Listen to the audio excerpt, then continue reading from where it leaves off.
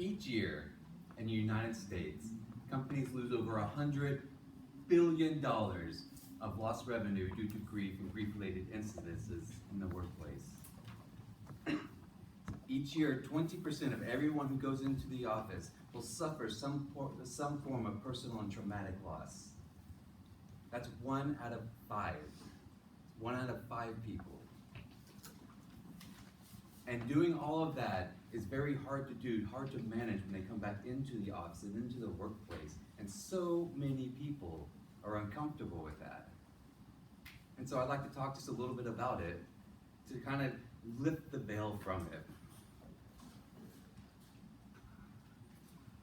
Some common grief myths and a cute elephant. So we've all been told a lot of things about grief over the years. A lot of things to try to sugarcoat it, make it feel better, make us feel better trying to deal with it. And my favorite, or one of the top ones on there is time heals all wounds. How many of you have heard that one? Yeah, just about everyone, except for those not paying attention or raising their hands. Yeah, well, it's not really true, is it? Like there are some losses and there's some incidences in our lives that, we never recover from. They stick with us our entire lives, and that's okay, and that's normal and natural. The only thing that time will do is take the sting away from it. Keeping busy is another fun one. Pack your day with so much stuff that you're never going to have enough time to dwell on what you have lost, to learn and reincorporate any of the lessons you might have done. So just keeping your mind occupied and occupied and occupied. You must be strong. This is one for a lot of the men in the audience have been told this over the years.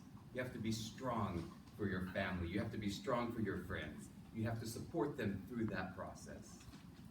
You're not allowed to be vulnerable, which is absolutely rubbish, right? And it's really easy to be cavalier about it when you're just when you're just hearing about it, when you're listening to it. And grieving alone. You've heard the expression, laugh and the world laughs with you, cry and you cry alone. When I give it a little bit of thought, I thought like how ridiculous that would be if you flipped it around. How ridiculous would it be if every time that you laughed, you had to excuse yourself from the room and walk outside so you didn't infect the rest of the room with your laughter?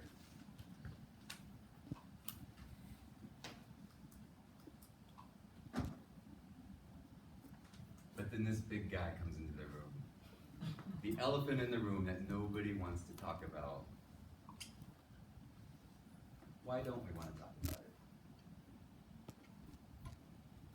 Generally, there are a couple of reasons why we don't want to talk about it. Like the first one is we don't know what to say, right? And the second one is we just try to avoid it. So when I talk to a lot of people about grief, they say that there's the primary loss, why you're grieving in the first place, what you have lost. And then there are secondary losses. These are all the things that you lose in addition to this primary loss.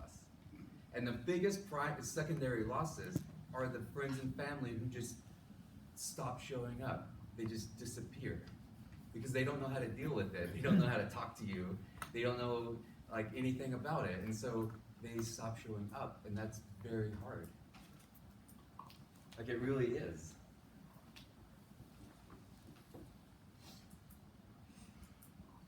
So when you don't know what to say, that's okay. Because I got a little spoiler for you. There's nothing you can say. There's nothing that can come out of your mouth that's going to make that any better. You can't bring them back whatever they've lost. And so the only thing that you can ever say is, I'm so sorry for your loss. I'm so sorry. And the second one, the avoidance, running away from the grief, the only thing, just being awkward around it, well, grief is awkward. It's always going to be awkward. Like, and I guarantee you, no matter how awkward you are talking to them about it, they are 10 times more awkward going through that and talking to and expressing that emotion around all these other people. And so it's awkward for you, it's awkward for them. Just let that be okay. All right, just show up. And that's the only thing we have to do. I'm so sorry, and just show up. Doing those two things will get you about 90% of the way there. You guys are really quiet. I like that. Rapid tension. So let's bring this back, because I know everyone in this room, statistically, you know 1 out of those 5 people in your life. Either your friends or your family or your coworkers. And I'd like to challenge you to just show up for them and do those two things. I'm so sorry, and just be present with them in their grief.